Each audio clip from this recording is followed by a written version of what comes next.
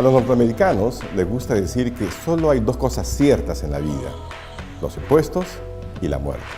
Con relación a la muerte no hay mucho que uno pueda hacer, pero con relación a los impuestos hay mucho por hacer, especialmente en un país como el Perú, que recauda tan poco, apenas 14,5% del PBI, del Producto Bruto Interno, cuando por ejemplo en el resto de países de América Latina el promedio es el 23% del PBI latinoamericano.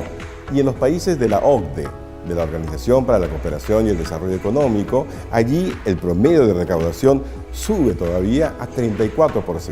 Eso es de manera macro. De manera micro, cuando uno trata de entender la tributación en el Perú, se encuentra que además es muy ineficiente. Recaudamos mal lo poco que recaudamos y también muy injusta, porque en su mayoría los impuestos son de naturaleza indirecta, como el IGB, mientras que los impuestos directos brillan casi por su ausencia. Para tenerlo así en perspectiva, en el Perú el 70% de los impuestos son de naturaleza indirecta y el 30% de naturaleza directa. Casi exactamente al revés de lo que sucede en los países desarrollados, donde el 70% de los impuestos proviene de fuentes directas, ¿no?, a los ingresos, a la propiedad, etc., y el 30% son de naturaleza indirecta. Además de ser ineficiente y además de que recaudamos muy poco y además de ser injusto, los impuestos en el Perú tienen un problema adicional, que no están de acuerdo realmente con ese contrato social que debería existir entre el Estado y los ciudadanos. Se supone que el Estado, a sus diferentes niveles, recoge impuestos para ponerlos al servicio de la sociedad. Eso parecía no suceder. Por lo menos el 86% de los peruanos, según una encuesta de Datum, consideran que el Estado peruano mal utiliza lo poco que recauda de ellos.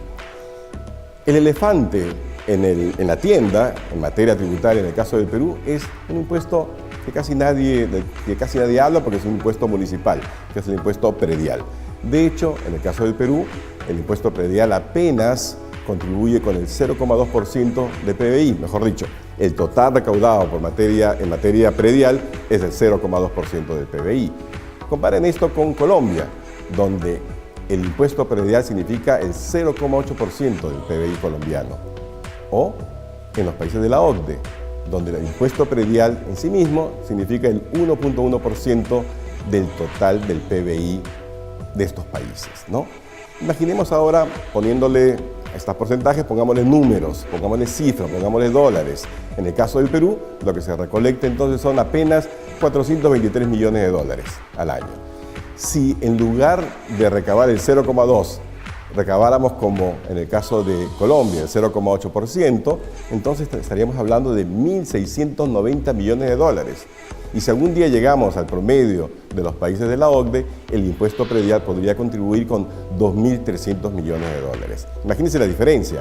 Imagínense lo que significaría, no sé, 1.200 millones de dólares más en manos de los municipios.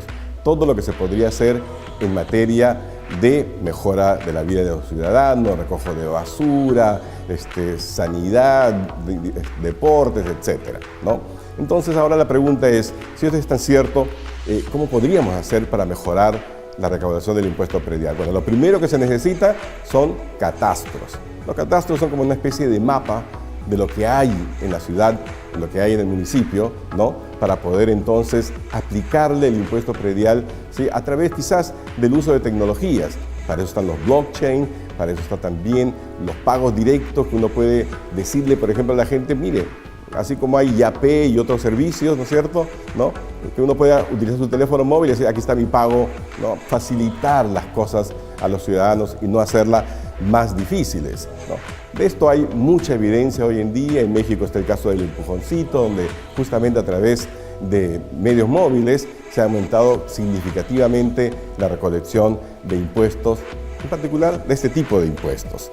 Entonces, vayamos al tema fundamental. Los impuestos prediales hay que aumentarlos usando tecnología y eliminando los incentivos perversos. Señores alcaldes, olvídense de las amnistías. Ese es un incentivo perverso. Mejor póngale el énfasis y los recursos en armar sus catastros. Y no se olvide, ¿sí?, de seguir al Instituto del Futuro a través de nuestras redes sociales y a través de la web IDF, www.idf.pe.